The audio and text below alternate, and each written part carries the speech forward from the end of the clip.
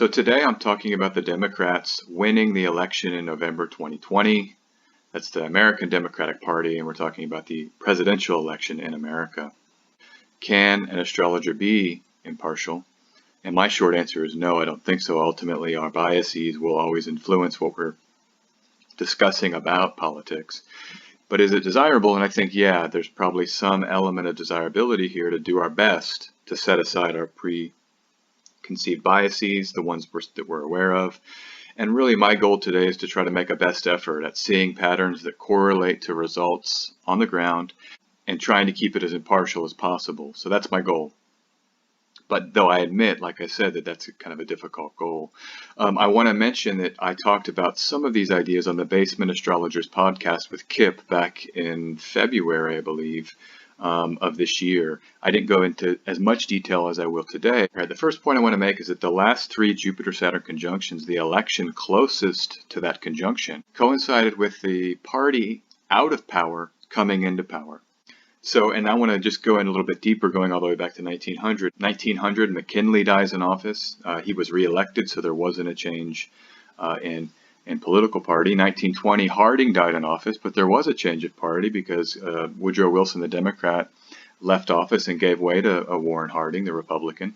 1940s election, Roosevelt ended up dying in office, but he was a four-time a president, served 4 terms, so there was not that change in party. 1960, Kennedy sadly dies in office. There is a change of party in that election, or was, because Eisenhower served as a Republican for 8 years, giving way to the Democrat Kennedy. And just to stop there, so the first 4 of these elections in the 20th century, each time the president died in office. When we get to 1980s election, we do have a change in party. The 4-year president, Jimmy Carter, gives way to Ronald Reagan, who served for 8 years. And Reagan did not die in office. Reagan was shot, so there was an assassination attempt, but he didn't die. So the curse has probably been broken, I believe, with that Reagan presidency. And notice the first time in 700 years that Jupiter and Saturn conjoin in air signs. So I believe that maybe there's something to do with this air sign conjunction elemental shift that has broken this curse. And then you see in the year 2000, the Democrat Bill Clinton leaves office and we get George W. Bush for 8 years, and George W. Bush survives all 8 years. And so again, that curse has probably been lifted. The last 3 times we had a Jupiter and Saturn conjunction, that election marked a changing of the guard, like I said before, and that will happen in 2020. This is a changing of the guard election because Jupiter and Saturn will conjoin in Aquarius on the winter solstice 2020. Okay, so the next technique that I think is maybe even more important is just taking a look at Saturn's transits through Aquarius. Each one of these seems to coincide, and definitely the last 3, with a progressive reformer and a Democratic Party member, and the Democrats served for the majority of Saturn's transit in Aquarius. So in 1932, Hoover was president, but Hoover gives way to Teddy Roosevelt, who was elected in November 1932, and Roosevelt serves for most of Saturn's transit in Aquarius in the 30s. In the 60s, Kennedy and Johnson served for all of Saturn's time in Aquarius. And in 1991, George H.W. Bush was president for that first portion of Saturn's transit in Aquarius, but then we get Bill Clinton. So we have these Democratic presidents marking the Saturn and Aquarius transit. And Saturn has entered Aquarius, will be going back into Capricorn, but re-enters Aquarius in December, on the 17th of December, right before that Jupiter-Saturn conjunction. So this next president will be serving for most of Saturn's time in Aquarius in the 2020s. And this is why I think it'll probably be a Democrat if this pattern holds. Just a little bit of the flavor of what these Democratic presidencies are like. FDR is known for the New Deal, which were regulations, financial reforms that really helped support the recovery from the Great Depression. The Banking Act of 1933, which is really known as Glass-Steagall, this was actually passed during Saturn's time in Aquarius. It regulated banks so that they couldn't invest and have deposit accounts mixed together. You see during LBJ's presidency that the Great Society, which was the name of his domestic anti-poverty programs, these were passed or announced and then implemented later, but announced and kind of initiated while Saturn was in Aquarius.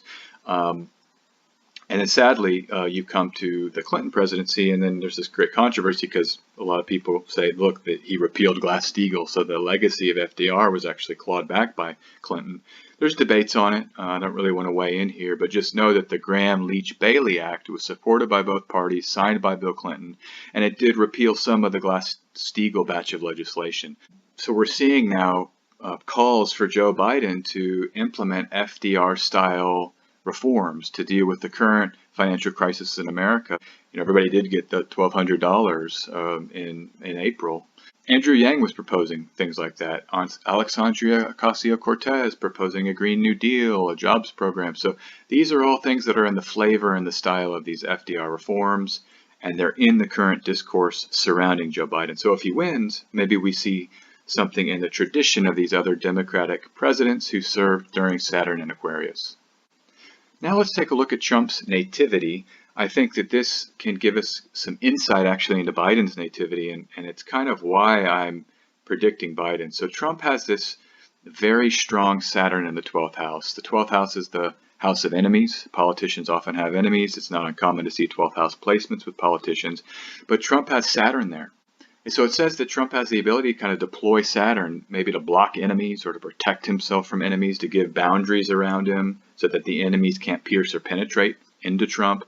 And he was born during the day, which makes Saturn even stronger. But the most important thing is that his Saturn is enclosed by the benefic planets. So Venus is next to Saturn in the 12th house in Cancer. But Jupiter from Libra casts a ray back via a square aspect to so that Saturn is enclosed between the benefic planets. And the thing to note about that is because the Sun, Mars, and the Moon don't actually make a sign-based Ptolemaic aspect, they can't cast rays into Cancer. Saturn is about 6 degrees from Jupiter and the ray of Jupiter, and then it's about 2 degrees from Venus. And so those two benefic planets enclose Saturn and give Saturn this great ability, even stronger than it might otherwise have, to protect Trump from his enemies. And so you've seen articles. He's got this nickname Teflon Don. This is an article from the Guardian back in 2019 about how he beat Mueller, right? And you have a lot of attacks on Trump by the Democrats during the whole of his presidency, and he survived all of them. Biden's chart is that he's got a Sun in the 12th house ruled by Mars. Mars is with the Sun in the 12th house, so the Sun is with Mars together. Mars is very strong in Scorpio. That's the home of Mars, and so Mars is protecting the Sun. The other most important thing, though, is that Joe Biden's Sun is bona fide by the benefic planets as well. And so Trump isn't the only one in this election with a bona fide 12th house placement. Now remember, the Sun signifies kingship, leadership. It's perfect for a politician. This might be the point in the chart where you would say, how can he lead? Well, the Sun here is right next to Venus, just like Trump's Saturn is next to Venus. But in Biden's case, Jupiter from Cancer sends a ray to the 25th degree of Scorpio just before his Sun, where his Sun is at the 27th degree. And so he's got this wonderful bonification. It gives Biden that maybe an edge, or at least he can match Trump's power to defend against enemies. And Biden, if anybody's been paying attention, is not impervious to controversy. He has maybe as many controversies as Trump. Biden is kind of Teflon Joe. And this is just the discourse I've heard around these candidates, but they're both being cast in this similar way of being completely impervious to whatever controversies may arise around them. And so let's go to the election day charts. I think that on election day, you'll have the Donald Trump's chart. The thing about it is the nodes of fate are making an exact degree return in Trump's chart. And to the extent the nodes can bring about fated events, and that he's having this exact nodal return by degree, and the transiting moon is applying to the north node to activate it, and on the night of the election, the moon will actually perfect that conjunction with the north node. It tells me that maybe this is fated for Trump. Maybe he is fated to have a second term. However, Joe's chart during the night of the election is kind of similarly strong. He's having a solar return.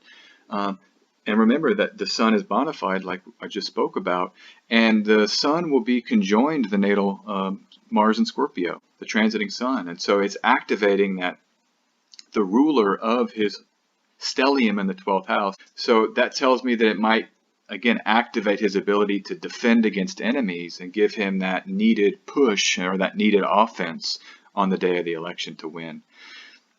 Finally, I just want to go into the Aries ingress chart for 2020, and we look at the 4th house as the house of the opposition party, the 10th house as the house of the party in power.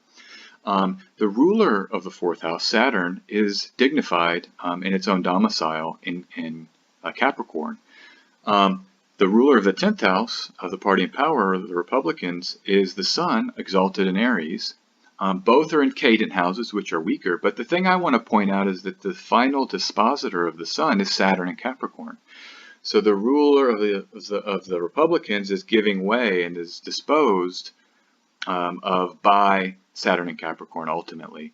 And so I think that's an argument, again, that maybe the Democrats have the advantage coming in to the election. Cartomancy pull. This is the 10 of diamonds, the Pinnacle card, and this is Mercury in Virgo. So Mercury strong in Virgo.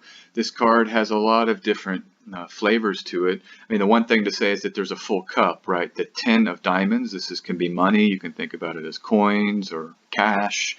And so you have a full cup, and sometimes when that cup is full, there's this realization though, right, that maybe the material success doesn't satisfy. You know, I think of the Dylan lyric, you find out when you've reached the top, you're on the bottom, and money can't buy me love, right? The Beatles lyric. So this is this kind of notion. It's an invitation really to dig deep spiritually, enjoy the material abundance in your life, the material accoutrements and pleasures that surround you.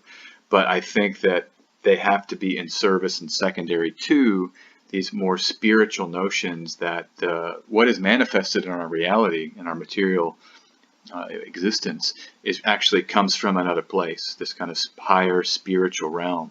And that's where, at least for me, I have to get right in that place, and then the materiality can take care of itself. All right, as always, you can book a donation-based reading with me, sjanderson144.com. I look forward to reading for you. You can find this audio on Apple Podcasts, Spotify, Google Podcasts, and a bunch of other providers. So access it there if that's your preference. And you can follow me on Twitter and Instagram at sjanderson144.